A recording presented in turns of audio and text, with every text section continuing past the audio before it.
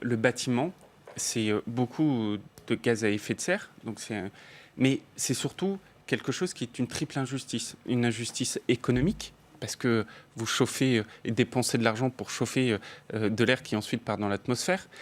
Une injustice écologique, évidemment, et puis une injustice sociale, parce que très souvent, ce sont les plus modestes qui payent les factures les plus élevées. Ce que vous avez coutume d'appeler la double peine. C'est ça, mais je dis même la triple peine, parce que je rajoute économique, sociale et environnementale. Alors, qu'est-ce qu'on fait face à ça ? Il y a deux possibilités. Il y a une possibilité qui était, effectivement, de tout interdire tout de suite. La difficulté, elle est laquelle ?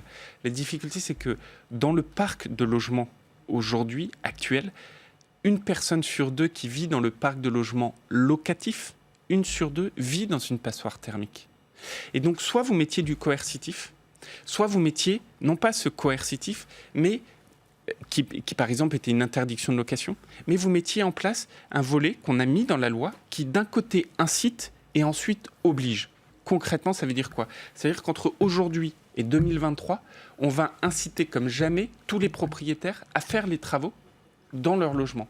Et à partir de 2023, on va dire, maintenant, entre 2023 et 2028, vous avez l'obligation de faire les travaux. Et vous ne serez pas pris à défaut, puisqu'on vous a dès maintenant expliqué quel allait être ce chemin qu'on vous demande de faire. Et pourquoi c'est important ? Parce que si vous voulez emporter les gens vers cette transition écologique, si vous voulez les accompagner, moi je crois profondément que ça se fait par justement ces mesures d'incitation. Mais avec cette vision claire en disant, si à la phase de l'incitation vous ne l'avez pas fait, on vous dit qu'il y a les obligations, et à toute obligation, il y a évidemment des sanctions. C'est ça le sens de la loi qu'on a passée. Pour vous, c'est la bonne méthode pour atteindre l'objectif de 500 000 rénovations de passoires thermiques par an, parce qu'il faut quand même expliquer qu'on n'y est pas. On est à 360. 360. Donc vous pensez que c'est le bon levier pour arriver aux 500, voire dépasser cet objectif dans un délai court, par exemple dès l'année prochaine, pour moi, il y a d'ici 2023 ? Pour moi, le sujet, et les personnes qui le présentent ainsi ont raison, parce que c'est un sujet extrêmement compliqué. Extrêmement compliqué. On sait par exemple que faire les travaux chez ce qu'on appelle les propriétaires bailleurs ou dans les grandes copropriétés, c'est extrêmement compliqué. Mais pour moi, face à ce sujet compliqué, il faut avancer les idées simples, si je puis me permettre. Pourquoi ? Parce que en fait, la clé, elle est assez simple. Il y a deux enjeux fondamentaux. Il faut mieux accompagner et il faut diminuer le reste à charge. Mieux accompagner, diminuer le reste à charge. C'est ça la clé du succès. Alors, c'est exactement comme ça qu'on avance au sein du gouvernement avec mes collègues Elisabeth Borne et Emmanuelle Wargon. Mieux accompagner, on a décidé de mettre 200 millions d'euros pour structurer territoire après territoire un meilleur accompagnement. Donc, en vous appuyant sur les collectivités locales. En s'appuyant sur les collectivités. Les régions. Parce qu'il faut appeler un chat un chat. On a un système qui est devenu complètement dingue. Aujourd'hui, moi, je le constate tous les jours. Vous avez parfois des retraités modestes à qui on demande de faire 5, 6, 7 dossiers de demande de soutien.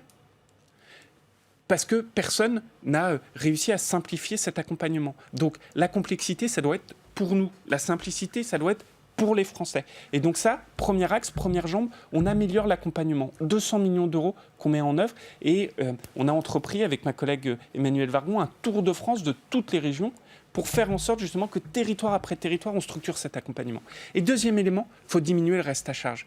Parce qu'aujourd'hui, vous avez beaucoup de ménages, notamment les modestes et les plus modestes, qui ne font pas les travaux du fait d'un reste à charge trop élevé. Et c'est pour ça, par exemple, qu'on transforme le crédit d'impôt en une prime pour faire en sorte que l'argent de l'État, les subventions, soient versées dès maintenant et pas dans un an et demi. Là aussi, c'était juste de la sur folie. La thématique de l'accompagnement. Est-ce que vous pouvez nous dire un mot des arnaques à la rénovation thermique ? Est-ce que vous faites avec Bercy ou ce que vous avez l'intention de faire avec Bercy pour mettre fin au démarchage abusif, etc. Les arnaques qui sont en hausse de 20%. Exactement. Pour moi, c'est un enjeu clé. La rénovation énergétique, j'en ai fait un marqueur très fort de ce second temps du quinquennat au sein de mon ministère. Mais il faut la prendre de bout en bout. Et notamment aujourd'hui, on voit qu'il y a des fraudes. Et de plus en plus de fraudes, vous avez raison. Alors face à ces fraudes, qu'est-ce qu'il faut faire ? Il faut renforcer ce qu'on appelle les agréments. Il y a toute une politique qui s'appelle la politique RGE qui renforce les agréments. C'est ce que nous sommes en train de faire avec mes collègues de Bercy notamment. Il faut faire en sorte qu'une transparence totale soit donnée aux consommateurs. Là-dessus, à l'utilisateur. Et puis, au-delà des fraudes, il y a un troisième sujet sur lequel moi j'ai vraiment voulu que le gouvernement mette le paquet, c'est le démarchage abusif. Mais là, sur ce point, vous allez sévir. On va sévir pour faire... C'est pas que de l'incitatif, là, pour le coup. C'est pas que de l'incitatif. Là, pour le coup, c'est complètement du coercitif. On ne doit plus avoir dans notre pays des personnes qui sont appelées 6 fois, 7 fois, 8 fois par jour. Alors en plus, souvent sur des téléphones fixes, âgées, souvent des personnes âgées qui doivent se déplacer 6, 7 ou 8 fois par jour.